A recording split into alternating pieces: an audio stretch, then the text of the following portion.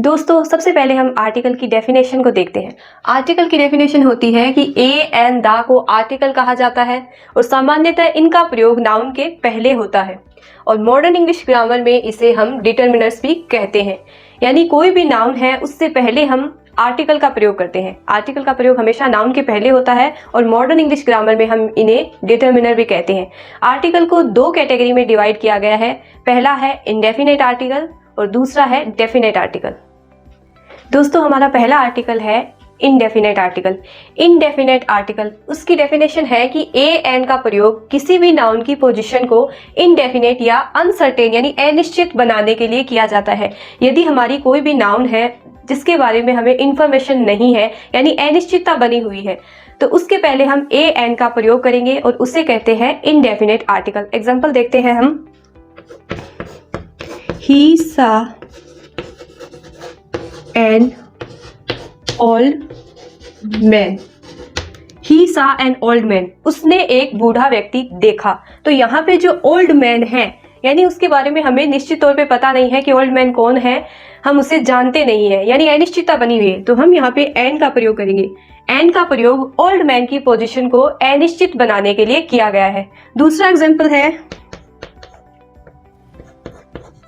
There was a king. There was a king यानी एक राजा था। अब राजा के बारे में हमें पता नहीं है यानी ये किंग की पोजीशन को हमने अनिश्चित बनाने के लिए ए का प्रयोग किया है। तो इनडेफिनेट आर्टिकल्स में ए और एन को रखा गया है और ये क्या करते हैं, नाउन की पोजीशन को अनिश्चित बताते हैं। दोस्तों हमारा दूसरा आर्टिकल है डेफिनेट आर्टिकल। डेफिनेट आर्टिकल में द को शामिल किया गया है। द का प्रयोग किसी भी नाउन की पोजीशन को डेफिनेट या सर्टेन निश्चित बनाने के लिए किया जाता है। यदि हमारी कोई भी नाउन है उसकी पोजीशन हमें बता रहे हैं कि ये निश्चित पोजीशन बताने के लिए हम किसका प्रयोग करेंगे, द का प्रयोग। एग्जाम्पल देखते हैं।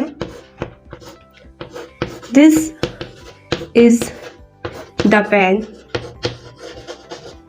विच I have bought।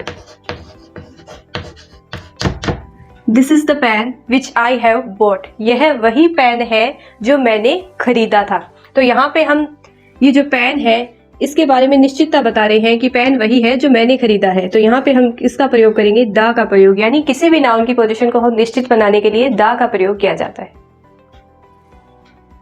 दोस्तों आर्टिकल का प्रयोग करने से पहले एक बात सबसे इम्पॉर्टेंट है कि यदि हम किसी भी आर्टिकल का प्रयोग कर रहे हैं ए एंड द का, तो वो जो वर्ड है जिससे पहले हम आर्टिकल का प्रयोग कर रहे हैं उस वर्ड का फर्स्ट लेटर क्या है और सबसे इम्पोर्टेंट फर्स्ट लेटर का फर्स्ट साउंड क्या है। बिना फर्स्ट लेटर और साउंड को जाने हम आर्टिकल का प्रयोग सही नहीं कर पाएंगे। तो सबसे इम्पोर्टेंट है साउंड के बारे में जानना। अब हम देखते हैं यूज ऑफ ए का प्रयोग कैसे होता है। If the next word start with A consonant sound, यदि अगले शब्द की शुरुआत है वो किसी कॉन्सोनेंट साउंड से हो रही है यानी कि व्यंजन की ध्वनि से हो रही है, तो वहां पे हम यूज करेंगे ए का।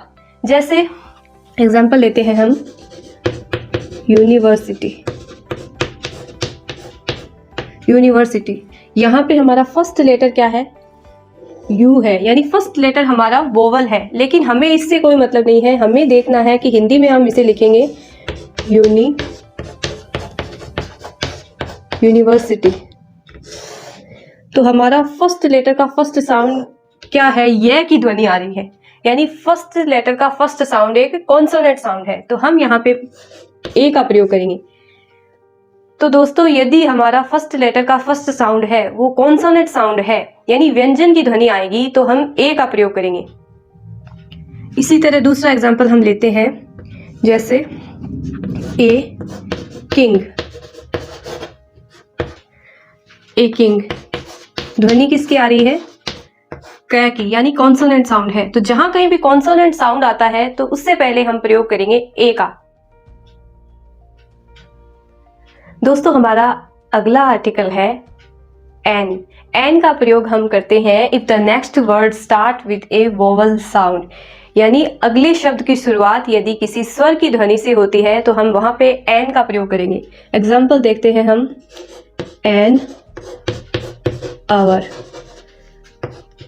यहाँ पे एच जो है वो खुद एक क्या है, कॉन्सोनेंट वर्ड है, यानी एच तो कॉन्सोनेंट है लेकिन इसकी ध्वनि इंपॉर्टेंट है। ध्वनि में हम देखेंगे आवा, तो यहाँ पे आ की ध्वनि आ रही है, तो आ क्या है, वोवल है, तो ध्वनि इंपॉर्टेंट है। यदि साउंड जो है वो हमारा वोवल का आता है तो हम वहां पे एन का प्रयोग करेंगे।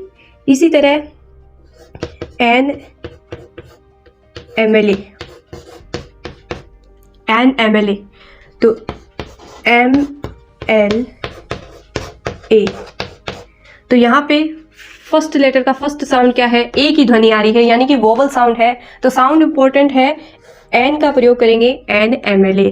तो यदि शुरुआत किसी कॉन्सोनेंट से होगी तब तो हम प्रयोग करेंगे ए का, और ध्वनि वोवल का साउंड आ रहा है तो हम प्रयोग करेंगे एन का।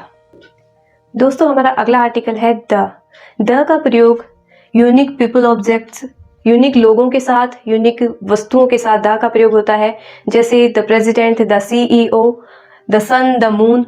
विद फेमस बिल्डिंग, किसी भी फेमस बिल्डिंग के पहले द का प्रयोग होता है, जैसे the Taj Mahal, the Lal Qila. Superlative degree, जितनी भी सुपरलेटिव डिग्री है, जैसे द हाईएस्ट, द मोस्ट, इससे पहले द का प्रयोग होता है। विद रिवर्स, नदियों के नाम से पहले, जैसे द गंगा। ओशियंस, महासागर के पहले।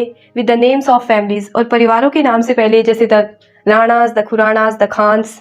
डिजीज, किसी भी बीमारी से पहले। लैंग्वेज, भाषा से पहले, और कंट्री के नाम से पहले द का प्रयोग होता है। तो दोस्तों ये थे आर्टिकल्स। आई होप आपको आर्टिकल समझ में आए होंगे, और वीडियो पसंद आए तो वीडियो को लाइक कर दें, चैनल पे नहीं है तो चैनल को सब्सक्राइब कर दें। थैंक यू दोस्तों।